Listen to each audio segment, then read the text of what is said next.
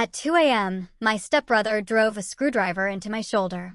The pain was unbearable, but my parents just laughed and said, "Quit being dramatic." Blood was pouring down my arm. With my last bit of strength, I sent out an SOS before everything went dark. What happened after that shocked the entire courtroom. You know that feeling when your entire world just shatters? Mine did, at 2 a.m., not on some distant battlefield, but right here in my own childhood bedroom. My own stepbrother, Dylan, burst in, his eyes blazing with alcohol and pure hatred, a Phillips head screwdriver clutched in his hand. It missed my face, but the sickening crack as it plunged through my right collarbone, pinning me to the wall, still echoes in my nightmares. And the absolute worst part? My father and stepmother just stood there watching, Evelyn's voice sickly sweet as she cooed, "Oh, now Kenya, don't be so dramatic." But they had no idea that through the blinding agony, I'd already sent a 3-letter signal. A signal that would burn their fabricated world to ash. If family is supposed to be your safest harbor, then I guess I was shipwrecked long ago. Before that door crashed open, before the world dissolved into splintered wood and sharp, blinding pain, there was the whisper. It slithered through the crack beneath my bedroom door, a venomous, drunken hiss from the hallway. "Think you're somebody now, huh, little soldier girl?" Dylan's voice was slurred with cheap beer, probably the PBR he always favored, but the hatred in it was sharp enough to cut glass. "Come back here to show off?" I lay perfectly still on my bed, the thin cotton sheets sticking to my skin in the oppressive San Antonio heat. The ceiling fan above me did nothing but stir the soupy, humid air. My heart, though, was a frantic drum against my ribs, a trapped bird beating itself against a cage. Every instinct, every ounce of my basic training screamed at me, assess the threat. Identify egress routes. Neutralize. But I wasn't on a training field. I was in the room with the faded floral wallpaper of my childhood. And the monster outside was my stepbrother. So, I did what the little girl inside me had always done. I played dead.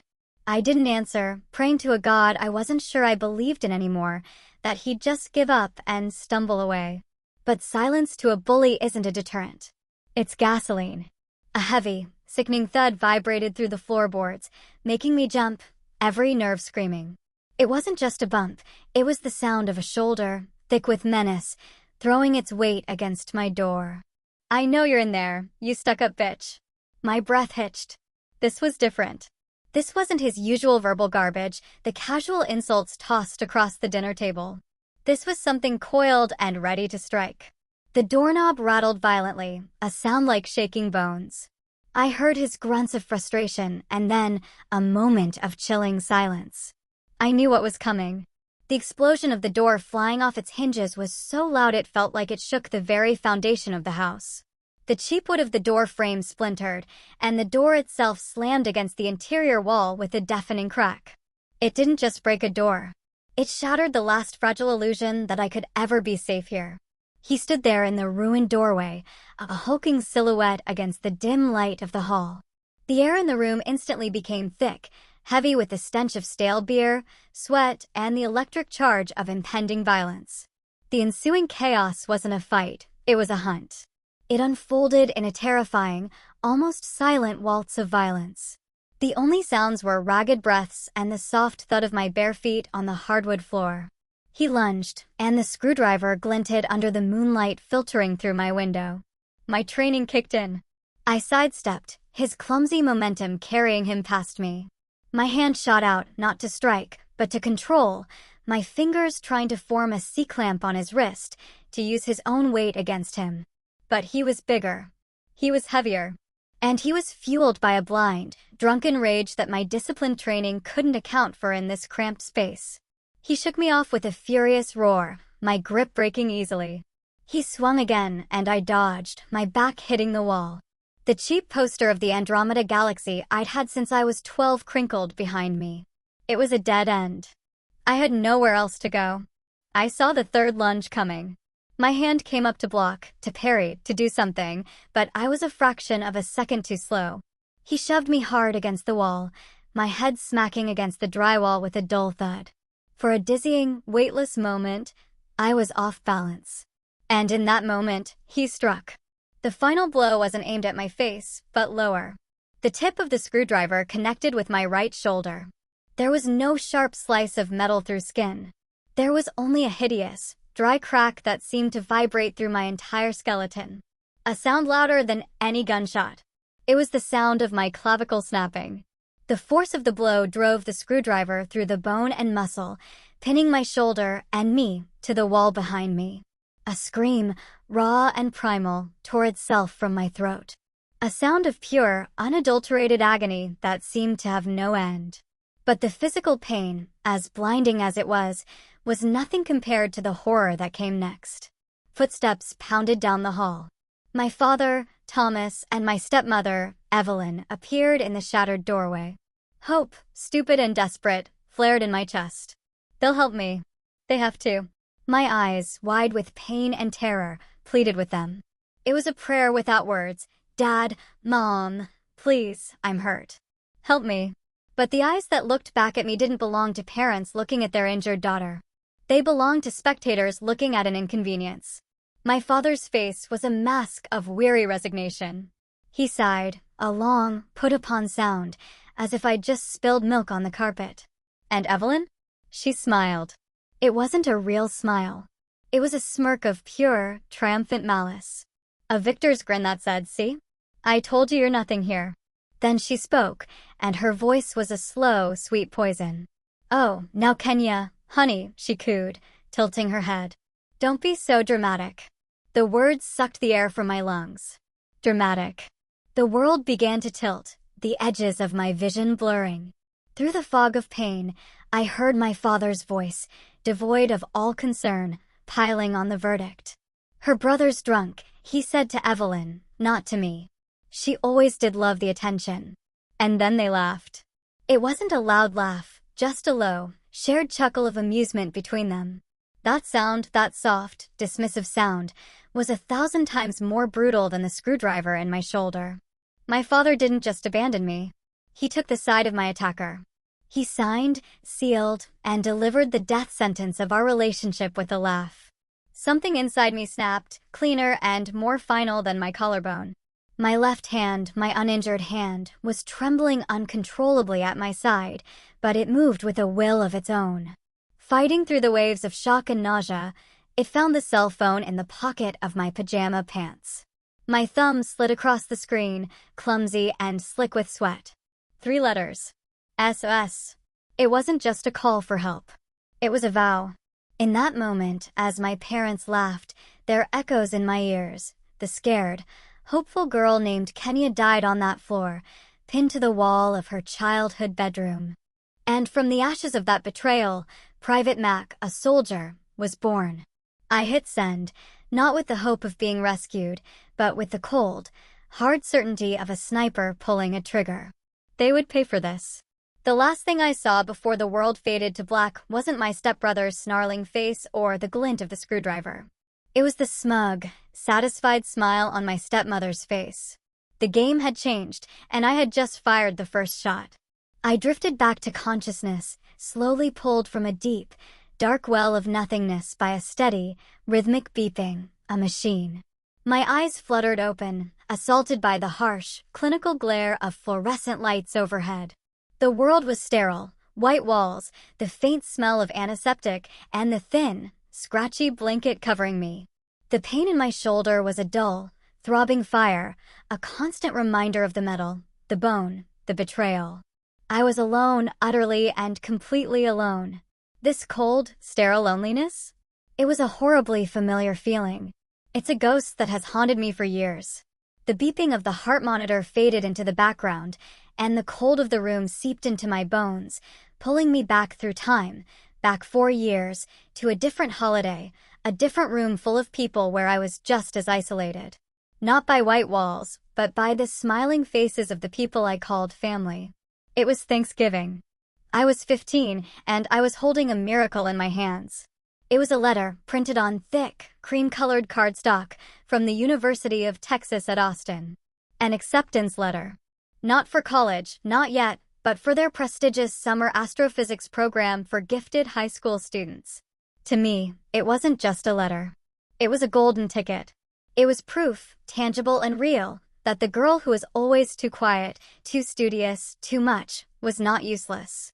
It was a shield against the constant barrage of Evelyn's passive aggression and Dylan's overt contempt. I kept it folded in the pocket of my jeans all day, the crisp edges a secret comfort against my thigh. The house was buzzing with the chaotic energy of a typical American Thanksgiving. The rich smell of roasting turkey and pumpkin pie spice filled the air, mingling with the scent of my Aunt Carol's overpowering perfume. In the living room, the Dallas Cowboys were playing on TV, the drone of the commentators a constant backdrop to the loud, overlapping conversations of my relatives. For a few fleeting moments, surrounded by that noise and warmth, I allowed myself a dangerous fantasy, that I belonged, that I was a part of this. Dinner was a loud affair around the oversized dining table. The turkey sat in the center, perfectly browned. Bowls of mashed potatoes, gravy, green bean casserole, and cranberry sauce were passed from hand to hand. I waited, my heart hammering against my ribs, for the perfect moment. When there was a brief lull in the conversation, I took a deep breath, pulled the letter from my pocket, and slid it across the table to my father. "Dad," I said, my voice barely a whisper, "I got this in the mail." He picked it up, a flicker of confusion on his face as he read. And then, something incredible happened. He smiled. A real, genuine smile, the kind I hadn't seen directed at me in years. It reached his eyes, crinkling the corners. For a single breathtaking second, I felt it. Pride. "Well, I'll be," he said, holding up the letter. "Evelyn, honey, read this out loud.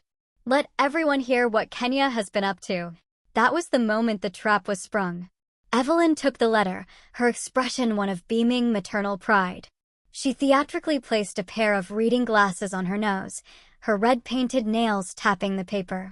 "Of course, dear," she chirped. She cleared her throat, commanding the attention of the entire table. "Oh, everyone, listen to this. Kenya has been accepted into the University of Texas's summer camp for cognitive special support." She delivered the line with perfect, saccharine enthusiasm. Isn't that just wonderful? We must always support her efforts, even if she is a little different. The words hung in the air for a single, silent heartbeat. My aunts and uncles exchanged confused glances. Then the dam broke. It started with a snicker from my cousin, then a nervous titter from Aunt Carol. Dylan, of course, threw his head back and roared with laughter. A loud, braying sound that filled the entire room. The dream shattered. I was frozen in my chair, the blood draining from my face. My entire world had just tilted on its axis. "No," I stammered, my voice sounding small and foreign. That's not what it says. It's for gifted and talented students in astrophysics." Evelyn looked at me, her face a perfect mask of gentle concern. She reached across the table and patted my hand. "Oh, sweetie, don't be embarrassed," she said, her voice dripping with false sympathy. "We're proud of you no matter what." With that single, devastating sentence, she sealed my fate. She had taken my greatest achievement, the brightest star in my sky, and extinguished it, reframing it as a disability. And she did it with the loving smile of a saint. I felt the hot sting of tears welling up in my eyes. I looked desperately at my father, begging him to intervene, to correct her, to say something. But he just sat there, that rare smile gone, replaced by a tight, uncomfortable expression. He wouldn't meet my eyes. No one would. The rest of my family looked down at their plates or offered me weak, pitying smiles, fully believing Evelyn's cruel lie. A single tear escaped and rolled down my cheek, landing with a soft plop in my pile of mashed potatoes. It created a tiny, salty pool in the middle of the creamy white. That single tear was the loneliest thing in the entire world. That night, crying silently in my room, a soft knock came at the door. It was my father. Hope, that stubborn, foolish thing, flickered in my chest. He was here to apologize, to comfort me. But he didn't come in. He just stood in the doorway, his frame blocking the light from the hall. "You embarrassed Evelyn tonight," he said, his voice cold and flat. There was no warmth in it, no fatherly concern, just disappointment. "You know she didn't mean it. She was just trying to include you. Now you need to go out there and apologize to her for ruining the party." The words hit me harder than any physical blow. I was being ordered to apologize to the person who had just publicly humiliated me. My tears stopped. A cold, hard knot formed in my stomach. I looked at the man who was supposed to protect me, and I finally saw him for what he was, a coward, willing to sacrifice his own daughter for a moment's peace in his second marriage. That was the moment I learned that sometimes, the deepest cuts don't leave a visible scar. If you've ever had a victory, big or small, turned into something ugly by someone who was supposed to be cheering for you, hit that like button to show some support, and comment with a simple, "I see you" below. Because we all deserve to have our light acknowledged. I didn't go out and apologize. I stayed in my room and listened to the sounds of my family laughing downstairs. Later, after everyone had gone home and the house was quiet, I took the acceptance letter from my desk. I looked at the proud Longhorn logo of the University of Texas, at the words that had once felt like a promise of a brighter future. Then, slowly and deliberately, I tore it into tiny, irreparable pieces. I let the confetti of my broken dreams fall into the trash can. It was on that Thanksgiving night that I truly understood. In this house, my success was worse than my failure. It was a crime, and it was a scar I would carry long after the bruises faded. I thought joining the army would be an escape. I pictured a clean break, a place where my value would be measured only by my performance, my discipline, my strength. I was wrong. The ghosts of my past didn't just follow me to basic training at Fort Jackson. They enlisted right alongside me. They wore my uniform, slept in my bunk, and screamed in my ear louder than any drill sergeant. Basic training is a shock to the system by design. It's meant to break you down and build you back up. The problem was I was already broken. The constant noise, the sleep deprivation, the physical exhaustion, that was all manageable. The real enemy was the one that lived inside my head. It happened most often on the obstacle course. We were low-crawling under barbed wire, mud seeping into our uniforms, our muscles screaming.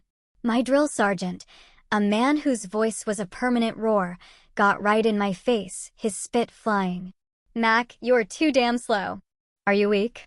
In that moment, his voice faded, replaced by another, far more venomous. It was Evelyn's sickly sweet tone.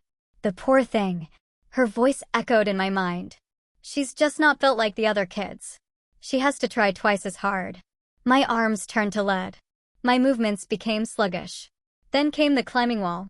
As I slipped, my boots failing to find purchase, I didn't hear the groan of my platoon. I heard Dylan's braying laughter from that Thanksgiving. Useless.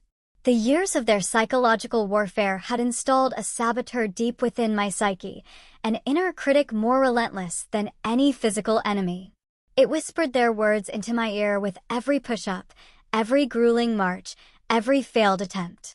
I was on the verge of quitting, of ringing that bell and admitting defeat. A terrifying thought began to take root. What if they were right all along? What if I really was a weak, attention-seeking failure? The rope was my nemesis.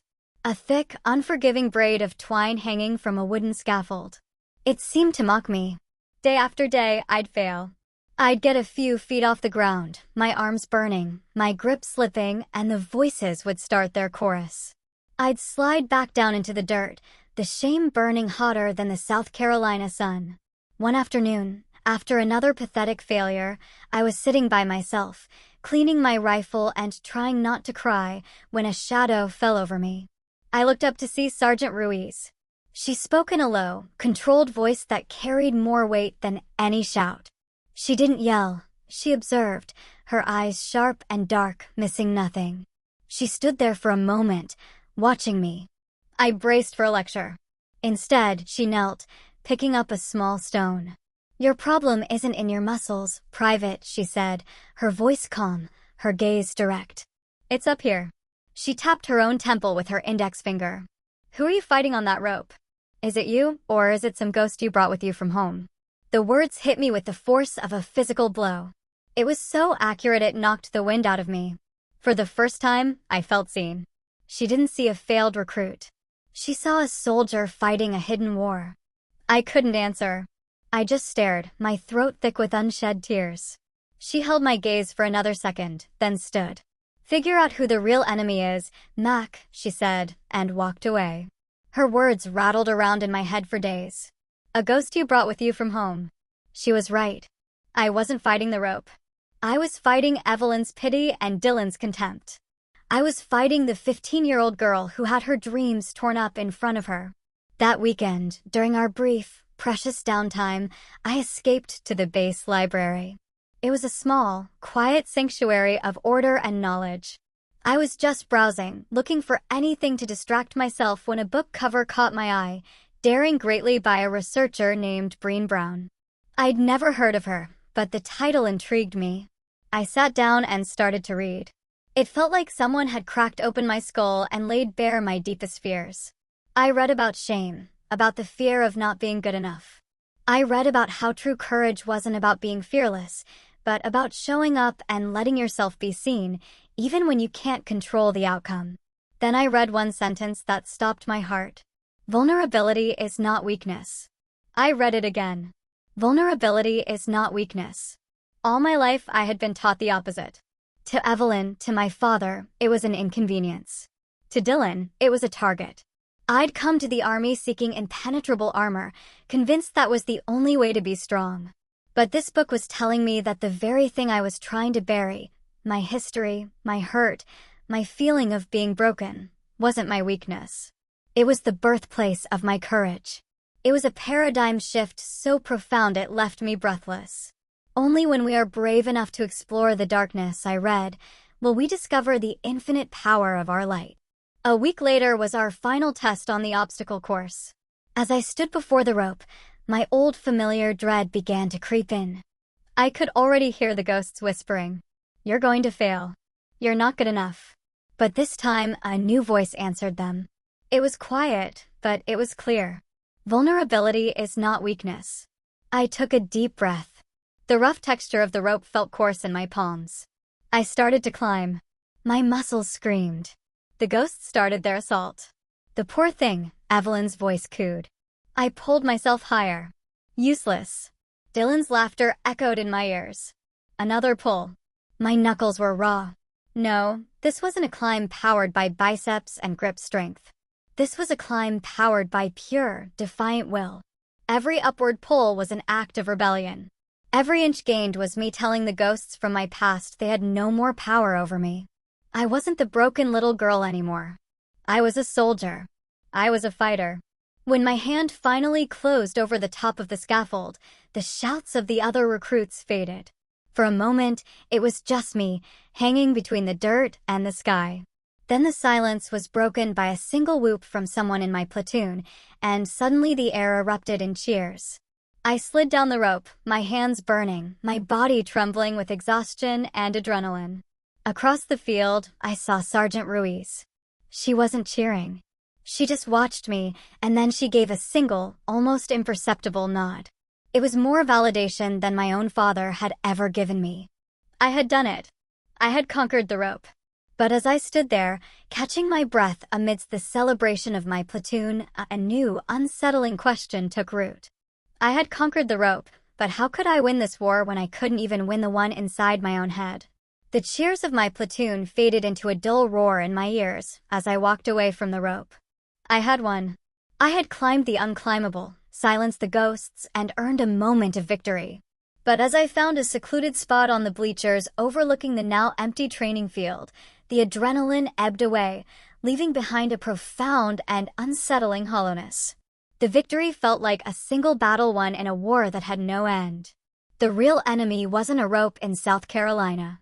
It was a permanent resident in my own mind, and that battlefield was a lonely, desolate place. I sat there, lost in thought, as the sky began to bleed from dusty blue into shades of orange and pink. The sounds of my platoon, celebrating in the distant barracks, only amplified my isolation. That's when I saw her. Sergeant Ruiz was walking toward me, her stride purposeful. She didn't say a word, just sat down on the bench a few feet away and handed me a cold bottle of water. The condensation was cool against my sweaty, calloused palm. We sat in silence for a few minutes, watching the last rays of sun disappear. "Friday night," she said finally, her voice even and calm, breaking the quiet. My place. I'm making chili if you don't have plans. I turned to look at her, completely stunned. The words were so simple, so casual, yet they felt monumental. It wasn't an order. It wasn't a condescending offer of pity. It was just an invitation. In my entire life, I couldn't remember a single time an adult had invited me to their home with such straightforward, unconditional kindness. My family's invitations were always transactions, barbed with expectations and a hidden price tag. This was different. This felt like a lifeline, thrown quietly and without fanfare. I couldn't find my voice, so I just nodded, a lump forming in my throat. On Friday evening, I stood outside her apartment door, my knuckles hovering in the air, suddenly terrified. What was I doing here? What would we even talk about? But before my anxiety could convince me to turn and run, the door opened. Sergeant Ruiz stood there, out of uniform, wearing a simple t-shirt and jeans. She looked smaller somehow, more human. "Hey, Mac," she said with a small smile. "You found it. Come on in." The first thing that hit me was the smell. Not the sterile lemon scent of my stepmother's house, but something warm and rich and real. Cinnamon, cumin, and something else, like old books and worn leather. Her apartment was small and unassuming, but it felt lived in. A stark contrast to the perfect, magazine-ready prison I grew up in. There were no expensive paintings on the walls, just framed photos of Ruiz with her army buddies in various dusty, sun-bleached locations around the world. Souvenirs from her deployments were neatly arranged on a bookshelf, a painted Russian doll, a carved wooden elephant, a heavy-looking brass compass. A huge old German shepherd with graying fur around his muzzle lumbered over, sniffed my hand, and then leaned his entire body against my leg with a contented sigh. I instinctively started scratching him behind the ears. "That's Gunnar," Ruiz said. "Don't mind him. He's decided you're acceptable." She didn't pepper me with questions about my past or why I was so quiet. She just treated me like a normal person. She asked if I wanted a Coke, and we sat on her worn-out couch and talked about the most wonderfully mundane things. We complained about the Texas humidity and made fun of a cheesy action movie that was playing on her small television. She asked, in the most casual way, "So, how are you feeling today?" And the question was so genuine, so free of any agenda, that it almost made me cry. When the chili was ready, we sat at her small kitchen table. She ladled a generous amount into a thick ceramic bowl for me, followed by a hefty slice of golden brown cornbread. The chili was dark and rich, with just the right amount of spice that warmed me from the inside out. As I took the first bite, a profound realization washed over me. This was the first meal I'd eaten in years where I wasn't on high alert. I wasn't mentally rehearsing my sentences, terrified of saying the wrong thing. I wasn't analyzing every facial expression, trying to decipher the hidden meaning behind a fake smile. The silence between us wasn't the tense, judgmental quiet of my family's dinner table. It was a comfortable, easy silence, filled only by the sounds of our spoons scraping against our bowls and Gunnar snoring softly on the rug nearby. It tasted better than any Thanksgiving turkey I had ever had. After dinner, we sat out on her small front porch in a pair of old rocking chairs, watching the fireflies begin to blink on and off in the humid twilight. It was in that quiet, safe space that the words tumbled out of me before I could stop them. "My family," I started, my voice barely a whisper, trembling slightly. "They think I'm a disappointment." I hadn't planned on saying it. The confession just broke free from the place where I had kept it locked away for so long. Ruiz didn't respond right away. She just rocked back and forth, the chains of the chair groaning softly. I held my breath, waiting for the pity, the judgment, the awkward platitudes. But they never came. When she finally spoke, her voice was steady and clear in the darkness. "The Army doesn't care where you came from, Private. We care where you're going, and the people who really matter will help you get there, not hold you back." I let out a breath I didn't realize I'd been holding. It felt like a physical weight, one I had been carrying on my shoulders for a decade, had just been lifted. Someone believed in me without needing proof, without asking for anything in return. Before I left that night, as I stood by the door, Ruiz held out a small, black, pocket-sized notebook and a pen. "If things at home get bad," she said, and her voice had shifted. It was no longer the off-duty friend, but the seasoned sergeant. It was serious, sharp, and strategic. Don't just take it. Document. Date, time, who said what, who did what. Turn your feelings into data. She met my eyes, and her gaze was intense. Data is ammunition, Mac. Never go into a fight without it. I took the notebook from her hand. It felt heavier than it should. Weighted with significance. That simple piece of advice changed everything. It was a battle plan. It was a weapon. It reframed my entire existence. I was no longer a helpless victim enduring random attacks. I was a soldier, a private under her command, on an intelligence-gathering mission behind enemy lines. The war was far from over, but for the first time, I finally felt like I had a fighting chance. My first leave from basic training wasn't a homecoming. It was a tactical insertion into hostile territory. Driving back to the San Antonio suburbs, the hot, familiar dread coiled in my stomach. I clutched the small black notebook from Ruiz, a hard comfort in my duffel bag. I was a soldier now with a strategy. But I knew the enemy within these walls was more insidious than any I might face on a battlefield. The first few days were a fragile truce, a performance of strained civility. Evelyn was sickeningly sweet, telling me how proud they were. Dylan's sullen avoidance was a blessing. My father, Thomas, was a ghost, offering vague smiles, but no eye contact. I played my part, giving non-committal answers, senses on high alert, waiting for the attack. The attack came late on the third night. A soft knock just after midnight. I knew it was her. Evelyn stood in her silk nightgown, a mask of sorrow on her face, eyes glistening with rehearsed tears, a masterclass in manipulation. "Kenya, honey," she whispered, voice cracking as she glided into my room. "It's your father," she began, dabbing at her dry eyes. "He's not doing well. Since you left, he's just lost. The doctor thinks it might be severe depression. Your absence has been really hard on him." The words were expertly aimed darts of guilt. A sickening pang hit my chest. The old Kenya, desperate for affection, wanted to believe her, to feel responsible. Responsibility, even for his pain, was a connection. I almost fell for it. Almost offered my savings to fix the problem she was manufacturing. But Ruiz's voice cut through the fog. Data is ammunition. I kept my face neutral. "I'm sorry to hear that," I said, words like stones in my mouth. "What does the doctor recommend?" Evelyn's eyes lit up. "He's recommended a special therapy program, a wonderful facility, but it's very expensive.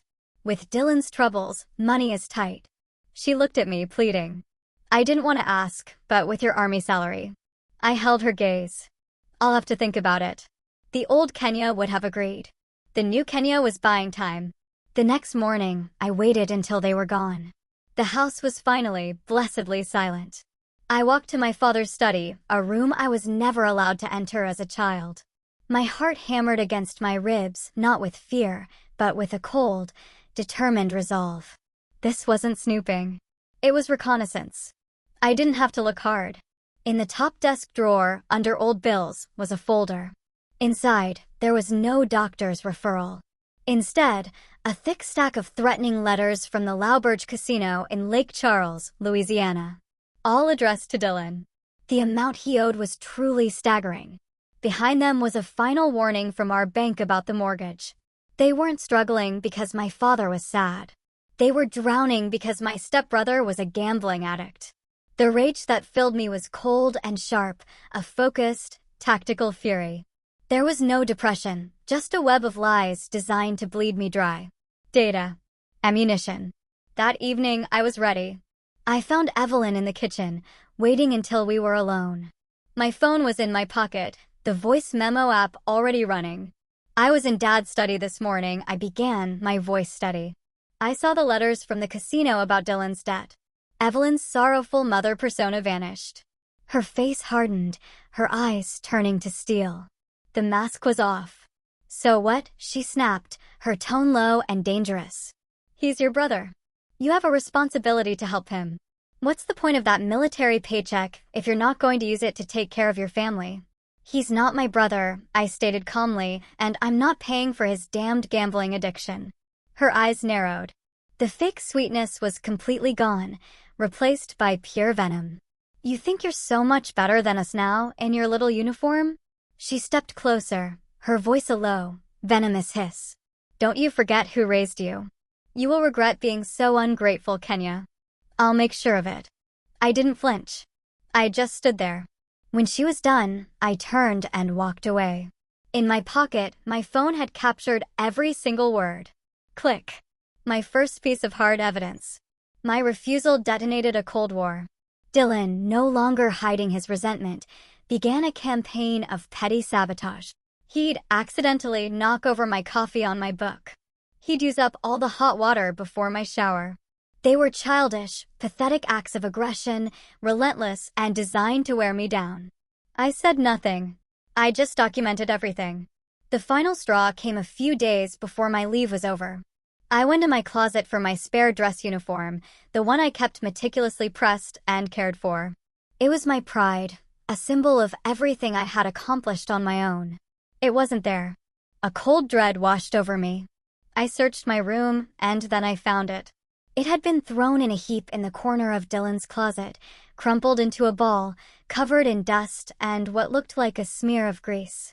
It was a deliberate act of desecration, a silent, unambiguous message. I didn't yell. I didn't cry. I calmly took out my phone, my hands perfectly steady. I took a photo of the uniform, crumpled and stained on the floor. I took a close-up of the grease smear. Then I picked it up and walked back to my room, closing the door behind me. My arsenal was growing. The Cold War was at its breaking point. My quiet defiance, my refusal to be their ATM, was a simmering insult to Dylan's fragile ego. The petty sabotage wasn't working. I wasn't breaking. So he decided to escalate, to burn me to the ground, symbolically. I had just gotten back from a run, feeling strong, clear-headed. As I reached for the back door, he stepped out from the garage, blocking my path. His eyes were bloodshot, his face a twisted sneer, the air thick with the smell of cheap beer. "You're not gonna give me the money, are you?" he slurred, his voice a low growl. It was an accusation, not a question. I didn't take the bait. "I told you, Dylan, I'm not paying for your mistakes." A dark, manic grin spread across his face. "Fine," he spat, "then I'll just take something else of yours." Before I could react, he shoved past me and stormed into the house. A cold shock of adrenaline shot through me. I sprinted after him, my heart hammering against my ribs like a trapped bird. "Dylan, what are you doing?" I followed him to my bedroom. The door was wide open. He was at my closet, pulling out the one thing he knew was sacred to me. Not my laptop. Not my books. He was pulling out the heavy garment bag that held my Army service uniform, my Class A uniform. It wasn't just a set of clothes. It was a testament, earned through blood, sweat, and tears. The crisp blue fabric, the polished brass buttons, the gleaming metals, the sharp creases I'd spent hours perfecting. It was the symbol of my escape, my new identity, my honor. It was the physical manifestation of the oath I had sworn, not just to my country, but to myself. "Dylan, stop!" I screamed, a raw panic rising in my throat. "Don't you touch that." He just laughed, a wild, unhinged sound that echoed in the small room. He turned, holding the uniform like a trophy, his eyes filled with a triumphant hatred. "This is what you care about, right? This stupid costume." He bolted from the room, heading for the back door. I ran after him, my mind screaming. Out into the glaring Texas sun of the backyard he went, dragging the garment bag behind him. He ripped the uniform out and threw it onto the yellowing grass. Just then, the sliding glass door to the patio opened, and Evelyn and my father stepped out. They didn't look alarmed. They didn't move to intervene. They looked like spectators who had paid for front-row seats to a show. Dylan saw his audience, and his cruelty swelled. He puffed out his chest and shouted, his voice carrying across the neighboring fences. "Hey everybody, come and see the little soldier girl and her clown suit. The piece of trash who thinks she's too good for her own family." My blood ran cold. I started to lunge forward, a desperate, primal need to save my uniform. But a hand clamped down hard on my upper arm, holding me back. It was my father. I turned to him, my eyes pleading. "Dad, stop him, please." He just shook his head, his face a mask of weary resignation. He wouldn't even look at me. He looked at the uniform on the ground. "Just let him be, Kenya," he said, his voice flat. "It's just a set of clothes. Just a set of clothes." The word struck me with the force of a physical blow. In that single sentence, he invalidated everything I was, everything I had fought to become. He erased my struggle, my sacrifice, my pride. Dylan grabbed the red plastic gas can by the lawnmower. The sharp, nauseating smell of gasoline filled the air as he poured it over the dark blue jacket, soaking the fabric I had cared for so meticulously. He splashed it over the medals, the ribbons, the rank insignia. "No," I screamed, struggling against my father's grip, but he held me fast. Then Dylan pulled out a matchbook. He struck a match. The small flame flickered in the sunlight, a tiny, terrible star. He tossed it. The world erupted in a whoosh of orange and black. The fire exploded to life. A hungry, roaring beast. It devoured the uniform instantly. I watched in horror as the flames licked at the fabric, curling the edges into black ash. I saw the colorful ribbons on the chest blister and melt into unrecognizable plastic slag. The very symbol of my honor was being consumed in a bonfire of his jealous rage, right in front of me. I stopped struggling. I just watched it burn. I tore my eyes away from the fire and looked at my parents. They weren't smiling, but their eyes were filled with a quiet, sickening satisfaction. The look of bullies who had finally dragged their victim down to their level.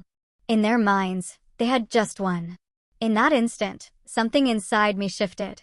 The hot, frantic panic was washed away by a wave of something terrifyingly calm.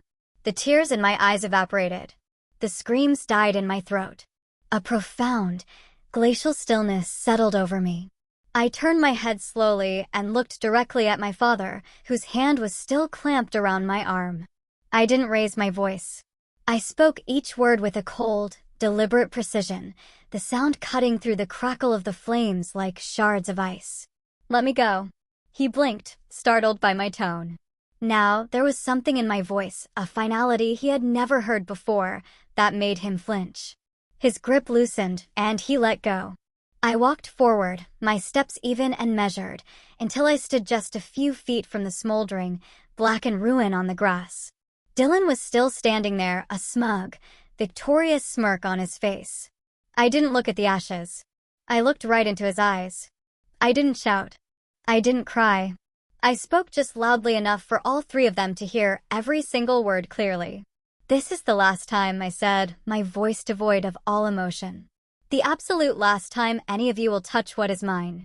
The last time you will disrespect me. The war you wanted? You've got it." Then I turned my back on them. On the ashes of my uniform, on the entire toxic wasteland of my childhood. I walked back into the house, up the stairs to my room, and locked the door behind me. I pulled out my phone. My hands were perfectly steady. I sent a short, encrypted text to Sergeant Ruiz. "Need to talk. Urgent." If you have ever had a final straw, a line crossed that changed absolutely everything, show your support by hitting the like button, and let's stand together by commenting "line crossed" below. The Cold War was over. The hot war was about to begin. And I finally realized that the attack in the backyard was just a prelude. The main assault was coming tonight. That was the night Dylan would come for me with a screwdriver. That was the night it all truly began. Locked in my room, the smell of gasoline and burnt fabric still clinging to the air, I stared at the single word that flashed on my phone screen: acknowledged. The reply from Sergeant Ruiz was immediate. A beacon of calm in the chaotic aftermath of the fire.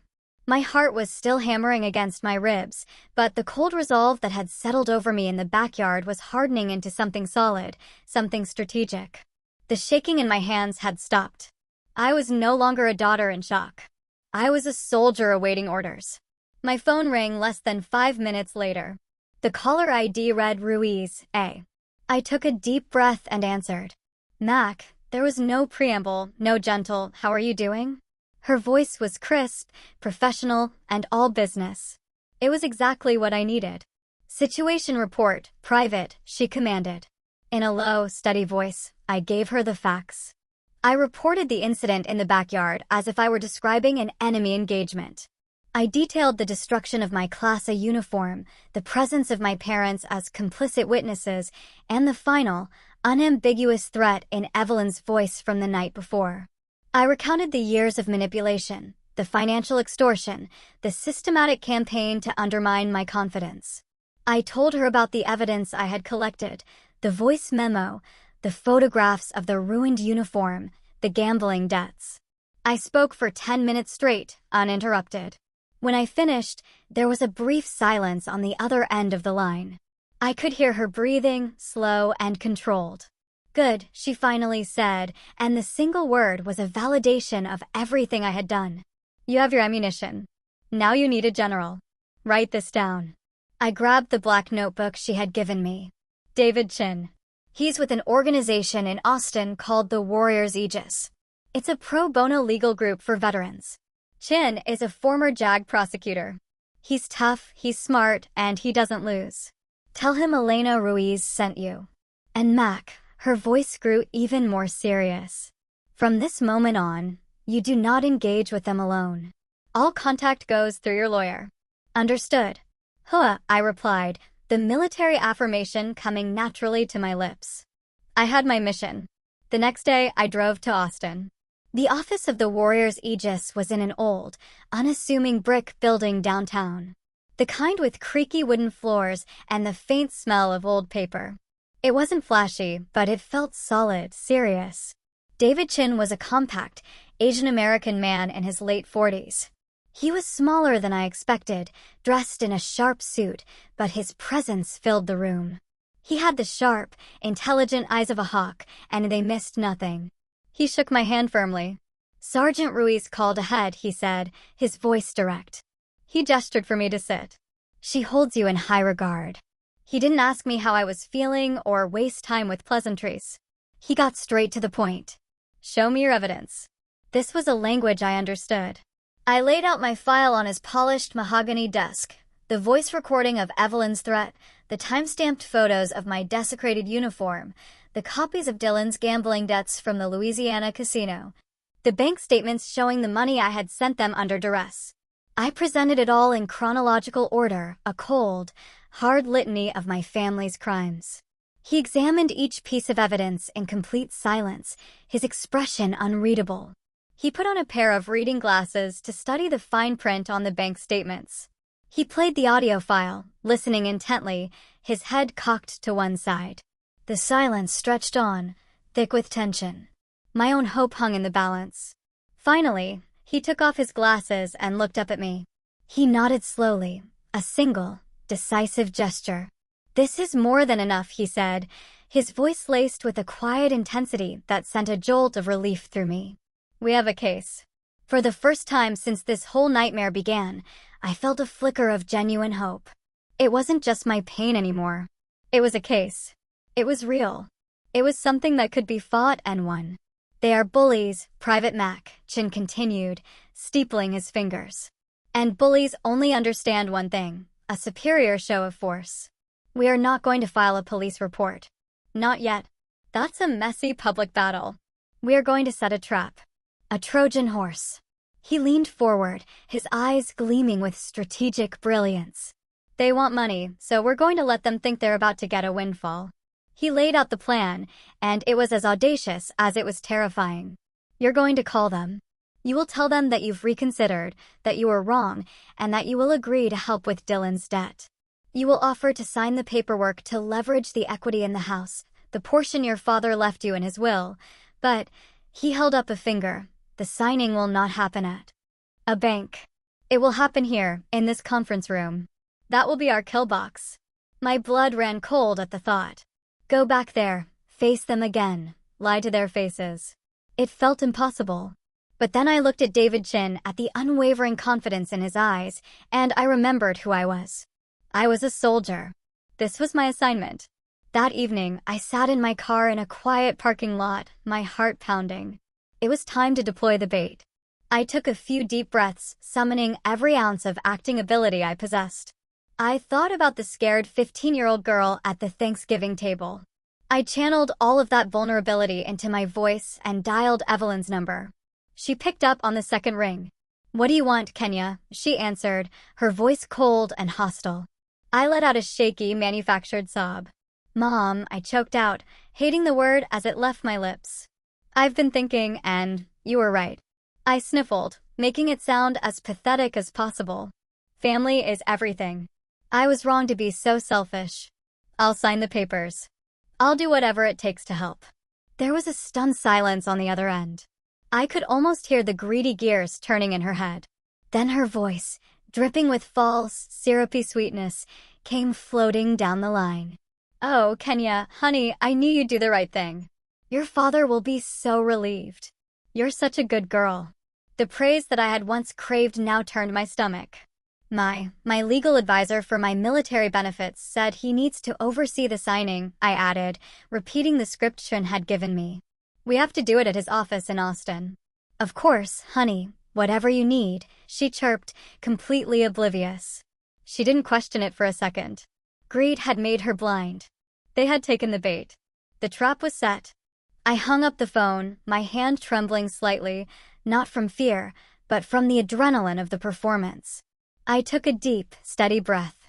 I was walking back into the fire, back into the war zone. But this time, I wasn't going in alone. And this time, I was the one holding all the weapons. The day of the meeting, I felt a strange and profound calm. It wasn't the absence of fear, but a clarity that pushed fear into the background. I was a soldier walking into a planned engagement. I knew the terrain. I knew the objective. And I had superior firepower. I wore my Class A uniform, the replacement I had painstakingly acquired, not as armor, but as a statement. When I walked into David Chen's conference room, I was not Kenya, the broken daughter. I was Private Mac, United States Army. I was there first, seated beside Chen at the head of a long, polished conference table. He was a picture of professional calm, arranging files with meticulous precision. Across the room, in a chair in the corner, sat a uniformed Austin police officer, a woman with a calm but watchful demeanor. And by the window, looking out over the city, stood an older man with a kind face and sad eyes, Mr. Miller, my former next-door neighbor, a retired cop. The pieces were in place. Then the door opened, and they walked in. The victors arriving to claim their prize. They were beaming, radiating a smug, triumphant energy that was almost suffocating. Dylan was practically bouncing on the balls of his feet, already spending the money in his head. "Gonna get me a new truck," he whispered loudly to my father, who clapped him on the back. Evelyn glided over to me, her face a mask of maternal pride. She placed a hand on my uniformed shoulder. "I'm so proud of you, Kenya. I knew you'd come around." The touch felt like a spider crawling on my skin, but I didn't flinch. I just looked past her, my face a blank slate. They took their seats opposite us, their greed making them oblivious. They didn't notice the police officer in the corner or pay any mind to the older man by the window. They just saw the stack of papers in front of Chin, the documents they believed held their salvation. I sat in silence, my back ramrod straight.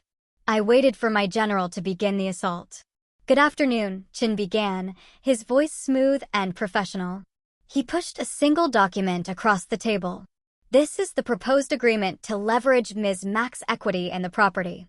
He let them look at it, savoring their moment of triumph. However, he continued, his tone shifting slightly, becoming sharper. "Before we proceed, we have a few supplementary materials to review as part of our due diligence." He picked up a remote. The large screen on the wall, previously dark, flickered to life.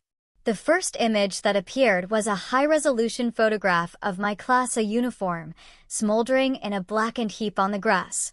Dylan snorted, a laugh rumbling in his chest. "Oh, come on. That was just a joke. Lighten up." Chin didn't acknowledge him.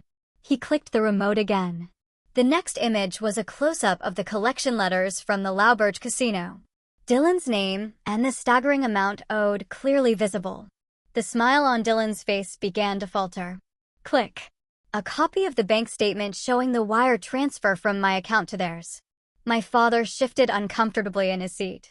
The smug atmosphere in the room was rapidly evaporating, being replaced by a thick, cold tension. And finally, Chin said, putting the remote down and picking up a small digital audio player.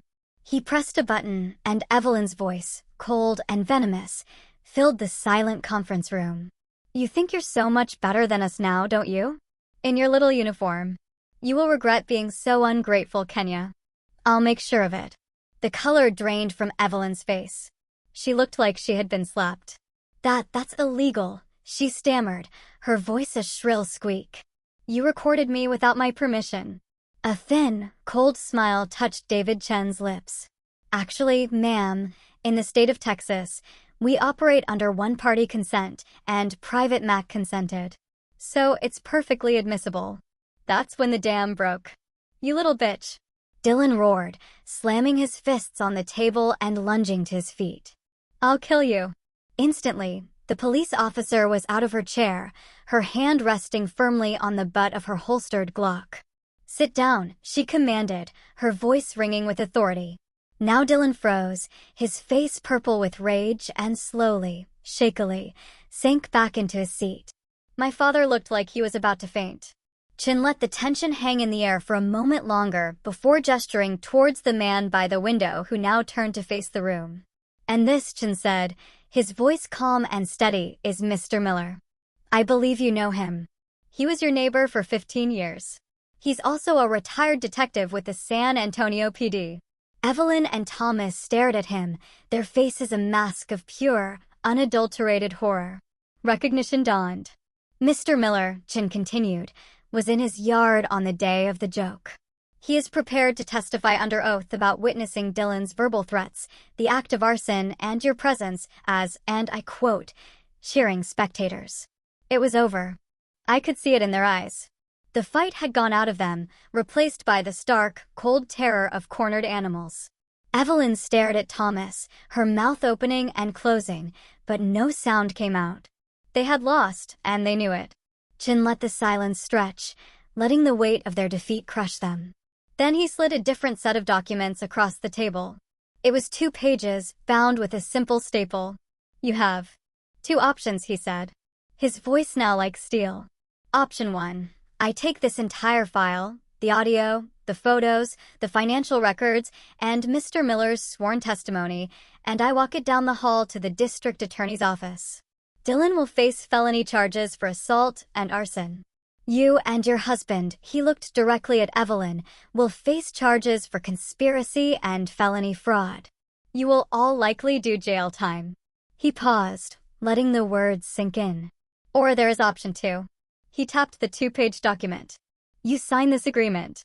It states that you relinquish all and any claim to the house, transferring the deed entirely to Private Mac.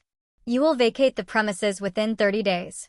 Furthermore, you will sign a legally binding no-contact order. You will never again attempt to contact, harass, or approach Private Mac in any way, shape, or form for the rest of your lives." 30 days. On the 31st day, I stood alone in the doorway of my childhood home, a new key in hand. The moving truck had rumbled away the afternoon before, a final, unceremonious departure. The house was mine, and it was terrifyingly silent. I walked through the empty rooms, my footsteps echoing on the bare hardwood floors. The silence was a physical presence, a heavy blanket over everything. They had taken all the furniture, leaving ghosts behind. Faded squares on the walls marked where Evelyn's curated family photos, the ones that never included me, had once hung. It was as if they had never been here, yet their presence was everywhere. I made my way to my old bedroom, the scene of the attack. My hand went instinctively to the wall by the door frame. There it was, a small, deep indentation in the drywall, a permanent scar from Dylan's screwdriver. I traced its outline with my finger. I had won legally. I was the victor. I owned the house, and they were gone, bound by a no-contact order. But standing there, it didn't feel like a victory. It felt like the ceasefire after a brutal war. The fighting was over, but the battlefield was scarred, and the cost had been immense. The last few weeks had been a blur of logistics and paperwork. Chin had handled everything with ruthless efficiency. They had signed the papers in his office without another word, their faces pale and drawn. They had packed under the watchful eye of a court-appointed supervisor. There were no dramatic confrontations, no final showdowns. They had simply vanished from my life, leaving a vast, echoing emptiness in their wake. I walked down to the kitchen and sat on the floor, my back against the cool cabinets. Forgiveness. The word had been rolling around in my head for days. I thought of my grandfather reading to me from his worn Bible on the porch in Corpus Christi. I remembered a line he often quoted, the words of Jesus on the cross, "Forgive them, for they know not what they do." As a child, I thought it was about their ignorance. Now I understood it wasn't about them at all. Forgiveness wasn't an act of absolution for the guilty. It was an act of liberation for the wounded. It wasn't about excusing their actions. It was about refusing to let their poison continue to run through my veins. It was about my own peace. I knew I couldn't call my father. A phone call would be an invitation for more manipulation. So instead, I found a pen and a single sheet of paper in a drawer. I sat at the empty kitchen counter where he used to read the paper every morning, and I wrote him one final letter. I didn't accuse him. I didn't list his failures. I just told him my truth. "Dad," I wrote, "I think I spent my entire life trying to earn a single genuine smile from you. Just one. But on the night I needed you the most, the night I was bleeding in my own room, the smile you gave was for them. You chose your comfort over your daughter. I am done trying to earn something that you are incapable of giving." My hand paused, the pen hovering over the paper. Then I finished it. "I forgive you, not because you deserve it, but because I deserve to be free from the weight of hating you. I deserve peace. Goodbye, Dad." I folded the letter, wrote his name on it, and left it on the counter. It was a message in a bottle cast out into an ocean I would never visit again. That was my farewell. A few days later, my phone buzzed with a notification, a new voicemail. It was my father's number. A knot of ice formed in my stomach.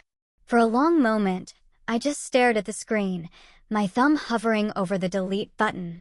The soldier in me screamed at me to erase it, to not let the poison back in. But the little girl inside me, the one who still foolishly hoped, had to know. I pressed play. His voice was a broken, trembling thing I had never heard before, thick with tears. "Kenya. Kenny. I got your letter. I'm so sorry. I was weak. I was a coward. Evelyn." She had so much control. It was easier to just go along. "I never wanted to hurt you. Please, just give me one more chance to make it right. Just one chance." I listened to it once, then again. The little girl inside me wept, wanting to run back, wanting to believe this broken man could be the father she always wanted. But the soldier stood firm. The soldier saw the truth. His apology wasn't for me. It was for him. It was littered with excuses. I was weak. I was a coward. She had control. Weakness was a reason, not an excuse. He was sorry he got caught, not sorry for what he did. It was just another tactic, another form of manipulation wrapped in remorse. I had chosen myself in the lawyer's office. Now I had to choose myself again. My thumb moved deliberately across the screen. I pressed delete. The voicemail vanished. I had finally chosen myself completely and irrevocably. The healing began a week later, not with therapy or quiet reflection, but with the loud, cheerful chaos of friendship. Sergeant Ruiz showed up on a Saturday morning in a pickup truck. 2 other soldiers from my platoon with her, armed with paint rollers, toolboxes, and a stack of pizzas. "Thought you could use some reinforcements, Private," Ruiz said with a grin. For the first time, genuine laughter filled the rooms of that house. We worked all weekend, scraping old paint, patching holes, the sounds of our work and easy camaraderie chasing away the lingering ghosts. We turned the house from a mausoleum of painful memories into a blank canvas. Then I began to reclaim the territory. Dylan's old room, the source of so much resentment, was the first to go. I painted the walls a calm, steady gray and filled it with weight benches and a treadmill. It became my home gym, a place of strength and discipline. My father's study, the room I was never allowed to enter, became my library. I filled the shelves with books, turning a space of secrets and lies into a haven of knowledge and peace. The act of rebuilding the house was the act of rebuilding my soul. With every coat of fresh paint, I was covering over a scar. With every room I repurposed, I was taking back a piece of my own history and rewriting it. I was transforming a prison built by others into a sanctuary I was building for myself. It was slow. It was hard. But for the first time, it felt like coming home. Years have passed. The house that was once a battlefield is now a sanctuary, filled with the warmth of sunlight and the quiet hum of a life rebuilt. The ghosts have long since been evicted, replaced by the comforting presence of well-worn books and the easy laughter of friends. The little girl who was once pinned to a wall is gone. In her place stands a woman, a sergeant in the United States Army. Me. Sometimes, in the quiet moments of the morning, before I put on my uniform, I'll stand in front of the mirror and look at my right shoulder. The scar is still there. It's a pale, silvery line against my skin now, faded with time, but it will never truly disappear. And I am grateful for that. For years, I saw it as a mark of shame, a brand of my family's betrayal. But I don't see it that way anymore. I've come to realize that this scar is the most important medal I have ever earned. It wasn't awarded to me in a ceremony. It was forged in fire and pain. It's not a symbol of my weakness. It's a permanent reminder of the war I survived, of the moment I chose to fight back, of the strength I never knew I had.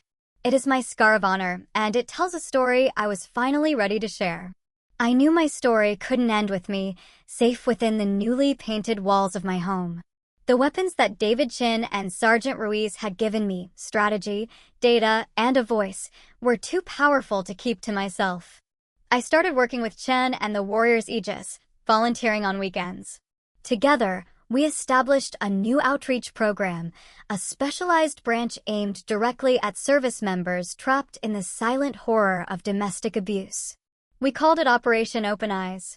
Our mission is simple: to help soldiers and veterans recognize the signs of abuse, to provide them with the legal and psychological resources to fight back, and to show them that they are not alone. I became one of its lead advocates. The voice that was once silenced by fear now echoes in auditoriums and conference rooms at military bases across the country. I stand on stages in front of young men and women in uniform, and I tell them my story. I tell them about the gaslighting, the manipulation, the violence. I show them that abuse doesn't always wear the face of a monster. Sometimes it wears the face of family. And I teach them how to turn their pain into data, their fear into a strategy, and their silence into a testimony. The work is my purpose. It's the legacy I am building, not on a foundation of anger, but of resilience. But my strength isn't just forged in the present. It's rooted in the past. And so, once a year, on the anniversary of my grandfather's passing, I make a pilgrimage. I drive the long, flat highway south to Corpus Christi. The air grows thick and salty as I get closer to the coast, a smell that has always felt like coming home. Elena Ruiz always comes with me. She never asks why this trip is so important. She just knows. She's no longer my sergeant. She's my family. The kind you choose, the kind that shows up. We walk along the same stretch of beach where my grandfather taught me about the strength of the sand dollars all those years ago. I no longer need to search for the perfect shell he told me about. I don't need to hold it in my hand to feel his strength anymore, because I finally understand that he wasn't talking about the shell. He was talking about me. His strength is a part of me now, woven into the very fabric of my being. I stand at the edge of the water, letting the warm Gulf waves wash over my bare feet, and I talk to him in the whisper of the tide. I'm still fighting, Grandpa, I say to the endless blue horizon. And I'm winning. That is the story I carry with me. That is the legacy I share. And it all culminates in moments like this. I'm standing on a stage at Fort Jackson, the same base where I nearly broke. The auditorium is filled with hundreds of new recruits. Their faces are a mixture of pride, excitement, and a deep, underlying fear. They're so young. They remind me of myself. I look out at them, and then I look directly into the camera that is live-streaming my speech to thousands more across the world. I raise my hand and gently touch the scar on my shoulder, a gesture that has become my signature. They tried to pin me to a wall, I say, my voice clear and steady, amplified by the microphone. They tried to define me with their words, their anger, and their violence. They tried to break me, but all they did was set me free. I let my eyes travel across the sea of young faces, meeting as many of their gazes as I can. Real strength isn't about never falling. It isn't about never feeling weak or scared. Real strength is what happens when you have been pinned down, when you have been betrayed, when you have been abandoned by the very people who are supposed to protect you, and you still find a way to send out your signal. I lean closer to the microphone, my voice dropping to a more intimate, personal tone, speaking not just to the room, but to every single person listening in every corner of the world. If you are hearing this right now and you feel pinned down, if you feel trapped in a battle that no one else can see, I want you to know that you are not fighting alone. Your signal has been received. In the comment section of this video, I want you to do one simple thing. I want you to write, "I see you." That's it. No story, no explanation, unless you want to share. Just, "I see you." Let's create a signal flare so bright that it lights up the dark corners of the world. Let's show everyone who is fighting in silence that an entire army is here, ready to fight with them. Because no one deserves to fight alone. Sharing my full story, from the darkest moments to the dawn, has been a vital part of my own healing. I want to sincerely thank you for listening. Take care. Good luck.